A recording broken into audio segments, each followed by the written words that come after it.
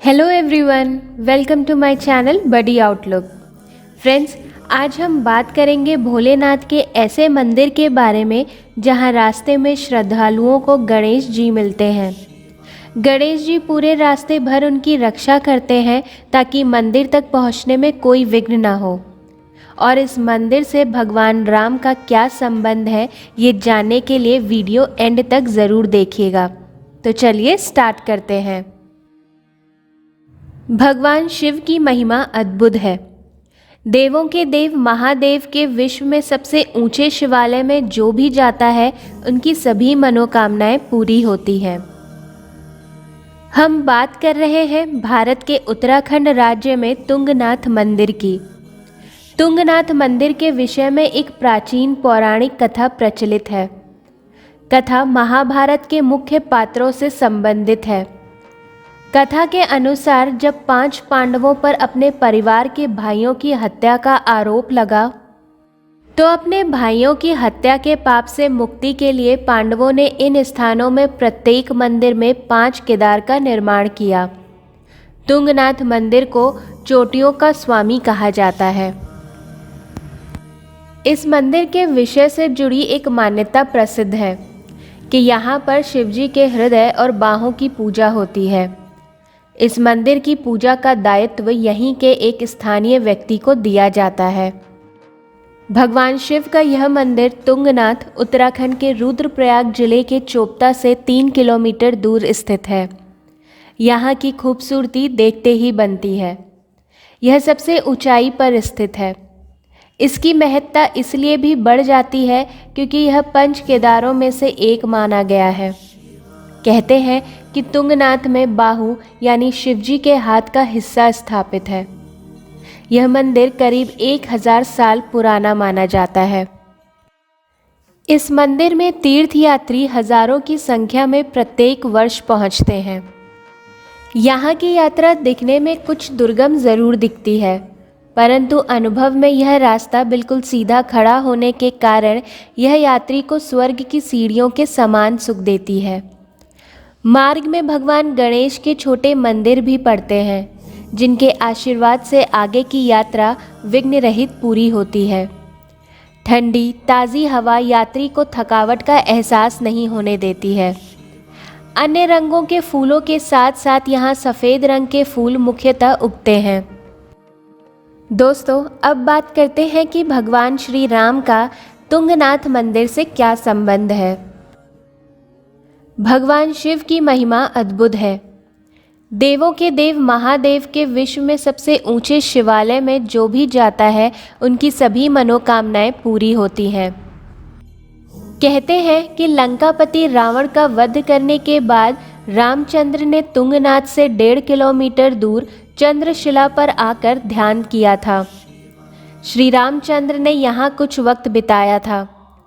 14,000 feet की ऊंचाई पर स्थित चंद्रशिला बनी है, जहां जाते ही अद्भुत नज़ारा देखने को मिलता है। यह भी कहा जाता है कि भगवान राम से रावण का वध करने के बाद ब्रह्म हत्या शाप से मुक्ति पाने के लिए उन्होंने यहाँ पर शिव की तपस्या की थी। तभी से इस स्थान का नाम चंद्रशिला भी प्रसिद्ध है। यहाँ से बद्रीनाथ, नीलकंठ, पंचचूली, सप्तचूली, बंदरपूंछ, हाथी पर्वत, गंगोत्री व यमुनोत्री के दर्शन भी होते हैं। पुराणों में कहा गया है कि रामचंद्र शिव को अपना भगवान मानकर पूजते थे। रामचंद्र जी ने अपने जीवन के कुछ क्षण यहाँ एकांत में बिताए थे। 5 केदारों में द्वितीय केदार के नाम प्रसिद्ध तुंगनाथ की स्थापना कैसे हुई, यह बात लगभग किसी भी शिव भक्त से छिपी नहीं है। जैसा कि मैंने आपको बताया कि महाभारत के युद्ध के बाद पांडव अपनों को मारने के बाद व्याकुल थे। इस व्याकुलता को दूर करने के लिए वे महर्षि व्यास के पास गए। व्यास ने उन्हें बताया कि अपने भाइयों और गुरुओं को मारने के बाद वे ब्रह्म हत्या के कोप में आ चुके हैं। उन्हें सिर्फ महादेव शिव ही बचा सकते हैं। व्यास ऋषि की सलाह पर वे सभी शिव से मिलने हिमालय पहुँचे, लेकिन शिव महाभारत के युद्ध के चलते नाराज थे। इसीलिए उन सभी को भ्रमित करके भैंसों के झुंड के बीच भैंसा का रूप धारण कर भगवान शिव वहाँ से निकल गए। इसीलिए भगवान शिव को महेश के नाम से भी जाना जाता है। लेकिन पांडव नहीं माने और भीम ने भैंसे का पीछा किया। इस तरह भगवान शिव ने अपने शरीर के हिस्से 5 जगहों पर छोड़े। ये स्थान केदार धाम यानी पंच केदार कहलाए। बताया जाता है कि पांडवों ने ही इस मंदिर की स्थापना की थी। तुंगनाथ की चोटी 3 धाराओं का स्रोत है, जिनसे अक्षकामनी नदी बनती है। भोलेनाथ के प्राचीन मंदिर रुद्रनाथ की यात्रा ऐतिहासिक स्थल गोपेश्वर से शुरू होती है। इस स्थान पर प्राचीन गोपीनाथ मंदिर के दर्शन भी होते हैं। इस मंदिर में एक लौह त्रिशूल भी विशेष रूप से दर्शनीय है। यात्रा के दौरान श्रद्धालु इस पावन लौह त्रिशूल के दर्शन जरूर करते हैं। गोपेश्वर से सगर गांव तक बस के द्वारा पहुंचा जाता है। इसके बाद की यात्रा पैदल करनी पड़ती है। सगर गांव से लगभग 4 किलोमीटर की चढ़ाई करने के बाद मुख्य यात्रा शुरू होती है। यह यात्रा पुंग बुग्याल से आरंभ होती है। बुग्याल मुख्य रूप से हिम रेखा और वृक्ष रेखा के बीच का क्षेत्र होता है। बुग्यालों व चढ़ाइयों को पार करने के बाद पितृधार नामक स्थान आता है, जहां भगवान शिव व माता पार्वती के साथ ही नारायण मंदिर है। इस स्थान पर यात्री अपने पितरों के नाम के पत्थर रखते हैं। पितृधार पहुंचने के बाद चढ़ाई खत्म होती है और उतर शुरू हो जाता है। यहाँ से 10 से 11 किलोमीटर चलने के बाद पावन स्थान रुद्रनाथ मंदिर के दर्शन होते हैं। परंपरा के अनुसार रुद्रनाथ के कपाट खोले व बंद किए जाते हैं। सर्दी के मौसम में 6 महीनों के लिए नीलकंठ महादेव की गद्दी गोपेश्वर के गोपीनाथ मंदिर में स्थापित की जाती है। इसी स्थान पर ही इन 6 महीनों तक भगवान शिव की पूजा अर्चना की जाती है। रुद्रनाथ की यात्रा मई महीने में आरंभ होती है। रुद्रनाथ मंदिर तक पहुंचने के लिए पहले आपको ऋषिकेश जाना पड़ेगा। ऋषिकेश से लगभग 212 किलोमीटर की दूरी पर स्थित है रुद्रनाथ मंदिर। ऋषिकेश तक रेल, बस या हवाई जहाज से पहुंचा जा सकता है। ऋषिकेश से गोपेश्वर तक बस या टैक्सी द्वारा पहुंच सकते हैं। गोपेश्वर से रुद्रनाथ मंदिर की यात्रा शुरू होती है। रुद्रनाथ मंदिर के पास ही विशाल प्राकृतिक गुफा में बने मंदिर में भगवान शिव की दुर्लभ पाषाण मूर्ति के दर्शन होते हैं। भगवान शिव गर्दन टेढ़े किए हुए अपने भक्तों को दर्शन देते हैं। मान्यता है कि भोलेनाथ की यह दुर्लभ मूर्ति स्वयंभू है और आज तक इसकी गहराई का पता नहीं लग सका है। मंदिर के नज़दीक वैतरणी कुंड में विष्णु जी के दर्शन होते हैं। मंदिर के पास ही नारद कुंड है, जहां यात्री स्नान करने के बाद भोलेनाथ के दर्शन करते हैं। पंच केदार हिंदुओं के 5 शिव मंदिरों का सामूहिक नाम है। केदारनाथ धाम, तुंगनाथ धाम, रुद्रनाथ मंदिर, मध्यम महेश्वर, कल्पेश्वर। कहते हैं कि केदारनाथ ज्योतिर्लिंग का आधा भाग यहाँ केदारनाथ में है और आधा नेपाल के पशुपतिनाथ में है। केदारनाथ धाम 12 ज्योतिर्लिंगों में से एक है।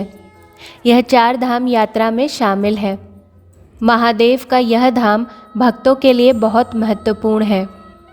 यह धाम 5 नदियों के संगम पर स्थित है। यह मंदिर अपने साथ 2500 साल का इतिहास संजोए हुए है। पंच केदारों में मद्महेश्वर दूसरा केदार है। शिव के मध्य भाग के दर्शन के कारण इसे मद्महेश्वर नाम मिला।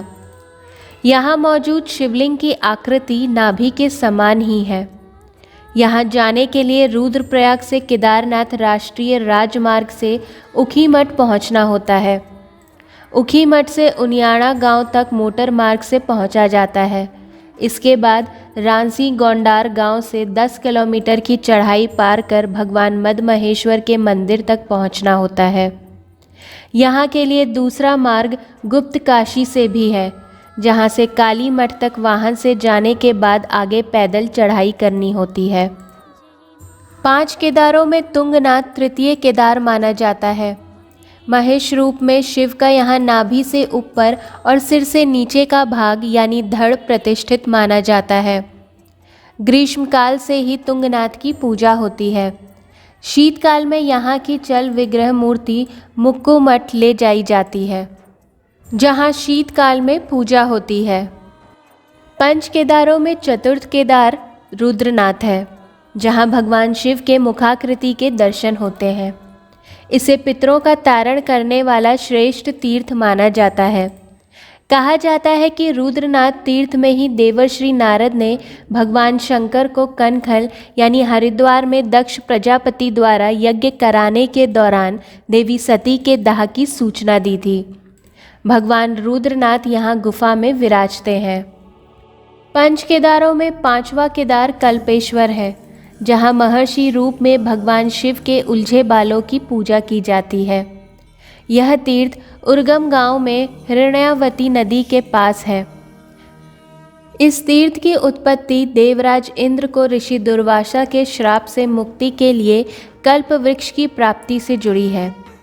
शिव तप के बाद इंद्र को भगवान ने कल्प वृक्ष दे दिया, इसीलिए इसका नाम कल्पेश्वर पड़ा।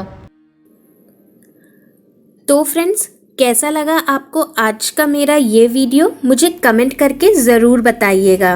और अगर आपको ये वीडियो पसंद आया हो तो प्लीज़ मेरे चैनल को सब्सक्राइब, लाइक और शेयर करना ना भूलें।